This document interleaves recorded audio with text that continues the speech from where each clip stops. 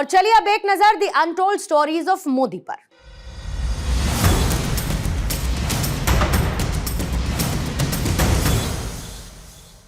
मोदी जी के पास ज्ञान का भंडार है, वो हर क्षेत्र की जानकारी रखते हैं।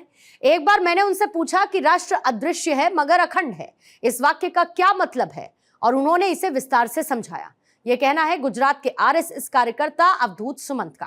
The untold stories of Modi में ऐसी ही एक अनसुनी कहानी अवधूत सुमंत की जुबानी। वो बौद्धिक वर्ग था और उस बौद्धिक वर्ग का आयोजन वडोदरा महानगर में हुआ था।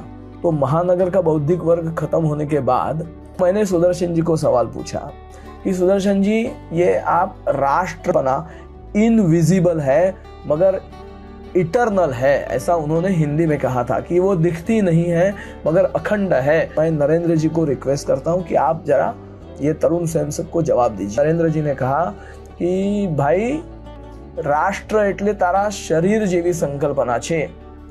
तो मैंने बोला समझ नहीं पाया। बोले ठीक है, मैं आपको एक उदाहरण देता हूँ। यदि मैंने अभी इस क्षण सोचो कि मैंने यदि आपको जोर से चाटा मार दिया, इन्होंने गुजराती में कहा था कि हूँ तमने एक लप्पड़ मारी दो, तो आप क्या करोगे? तो मैंने बहुत नैसर्गिक जवाब दिया कि यदि मैं शक्ति संपन्न हूं तो मैं भी आपको एक ठोकूंगा।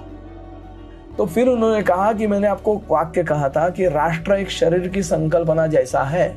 उसका मतलब शरीर के एक भाग को हुआ अत्याचार, उसकी सेंसिटिव रियलाइजेशन शरीर के दूसरे अंगों उपांगों को हुई और उन्होंने उसका जवाब दिया।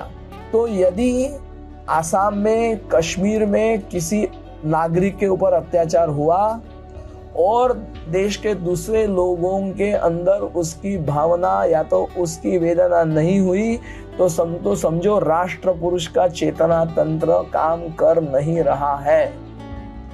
एक दूसरे को जोड़ने की जो मानसिकता है वो कहीं पे उसमें क्षति निर्माण हुई है, उसको पुनर्निर्माण करने का काम ही संघ कार्य है।